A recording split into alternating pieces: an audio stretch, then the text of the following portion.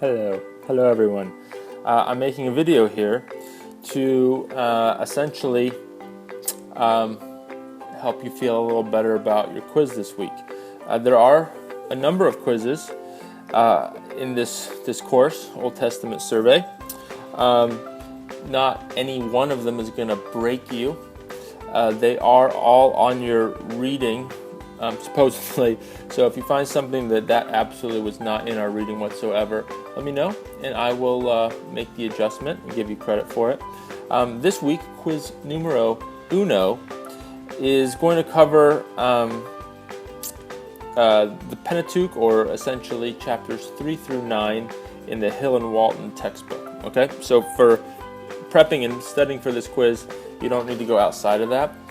Should you study for hours on end for this? No, it's a reading quiz. It is a significant part of your course grade as you add up all the quizzes together. Also, I want you to take this comment I'm about to say very seriously, and I'm serious about that. This course is designed so that you do not get high quiz grades. Okay, so you're going to do a lot of things in this course that will pull your grade up. For instance, your discussion boards, you should get full credit. Filling out reading reports, things of that nature, and your other assignments are not all that hard. So, for instance, if you're getting B's on your quizzes, you'll probably get an A in the course, probably. Even if you're getting C's on the quizzes, you might get an A in the course, theoretically. But the point is that if you get a C on your first quiz, don't freak out like you're going to get a C in the course by any means. You'd have to really struggle on things that are pretty easy and just effort based. So the course is designed that you don't get very high scores. A lot of you are going to even fail this first quiz potentially. You shouldn't. But your grade is not completely finished if you fail this quiz or get like a 4 out of 10 or something like that. Hopefully, not many of you won't. But don't be surprised when you guys get 6 out of 10, 7 out of 10, that sort of thing. Do study. The first quiz will help give you an idea of the types of questions, how they go, and how you can be kind of studying as you go for these future ones. And again, you're going to have 30 minutes to do it. A couple of you that have approved and registered learning disabilities with Moody, you'll get extra time for this, and some of you have contacted me. Otherwise, after 30 minutes of the quiz, you will be, it'll lock you out and that sort of thing. And so you want to make sure that when you take the quiz that you give yourself a place that has good Wi-Fi, and that you're not going to get logged off and so forth. And don't plan to take breaks or get interrupted and that sort of thing. If something happens, I understand stuff happens from time to time.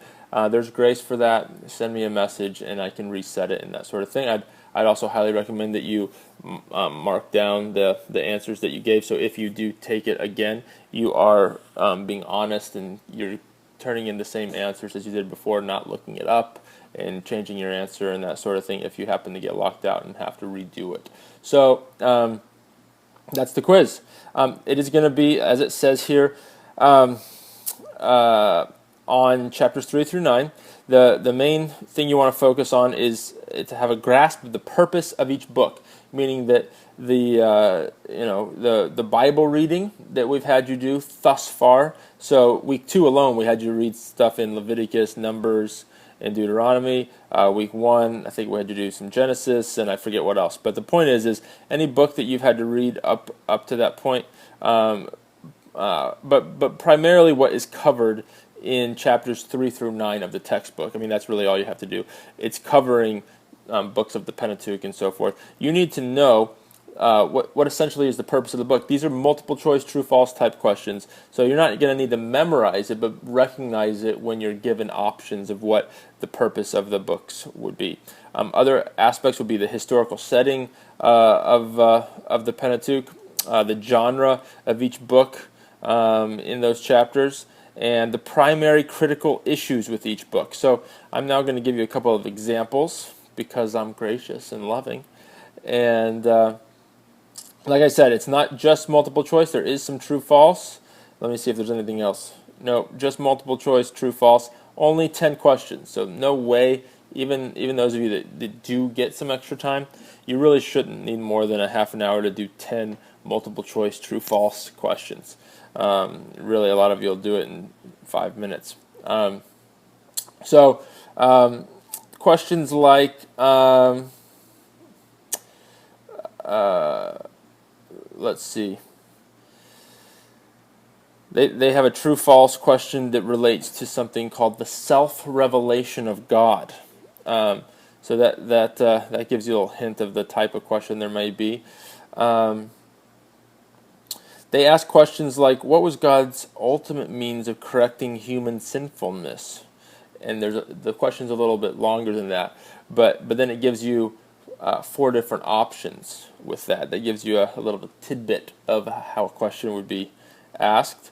And it often refers to Hill and Walton, the authors of your textbook. So Hill and Walton, they affirm the authority of scriptures over our lives and the importance of accurately interpreting the Old Testament. They state that there are, and then they give something, I'm not going to give the question away, but Hill and Walton state that there are blank, and then it says which one of the following is not blank, to give you an idea. You want to say hi, Finn? Yeah. Hi, that's my son, Finn. Say hi, buddy. Hi. This is for my class. They're gonna take a quiz. Your class. Yeah. They're having a quiz. A quiz. What's a quiz? A quiz is like a test for their test on the Old Testament. The Testament. Yeah. Is that your school? Yeah. That's the school I work at. You work at that school and you teach people? Yeah. But I need to get back to making the video, okay? You want to show them your dino really quick?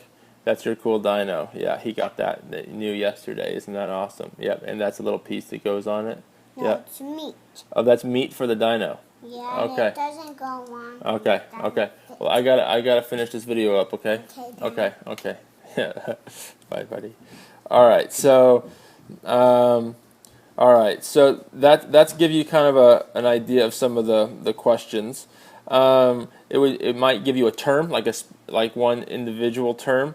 I'll give you this one kind of true false relating to the term Palestine and what it refers to, and it gives you a statement about Palestine, and you basically give a true false on whether that accurately describes Palestine or not. Let's see if I can give anything else. They'll state something about the book of Genesis or Deuteronomy or Leviticus is a book of such and such. And it may describe it a bit, and then ask you which description best describes how readers should understand Genesis or Exodus or Leviticus and so forth, okay? So that gives you some of the ways that you should be reading and kind of studying. Another one would be what phrase in the book of Leviticus best summarizes something, and it describes it. I'm not going to tell you because I don't want to give it all away. So hopefully that gives you a nice understanding of what the quiz looks like and how to study for it. Godspeed to you and love to you all. See you on the flip side.